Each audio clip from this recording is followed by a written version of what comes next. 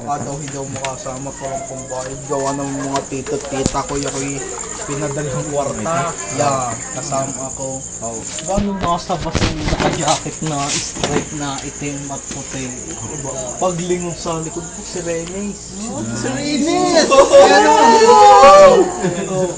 Renes! Nasa bas na ganyan ako, sabi ko. Ay, first love mo. Ay, ang cellphone ko pa dati, di ko flat na kapangit ng camera. Eh, ang gawa ko yung sinet kong video. Bala-bala ko yung nagte-text na ganyan, eh, siya binibideo kong ganyan.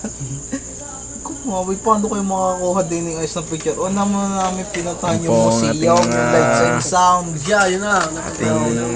Pagparo namin, kung gawa siya na-post dun sa may mga statue, gawa sinusum ko naman yung camera. At siyang pinipicture ko, walay pa rin eh. Maya-maya ay doon na kami nagpunta sa Manila Ocean Park. Ay hindi kasama kaibigan ko. Ay iisa naman eh. O nagpipicture ng ganyan mga isda. Ay wala akong kasama, napansin niya ako siya may barkada.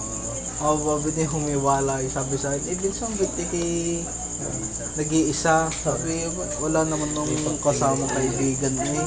Pagtingin din Sabi sa akin, picturean mo ako. Sabi niya, sige ba, di pinicture akong ganyan.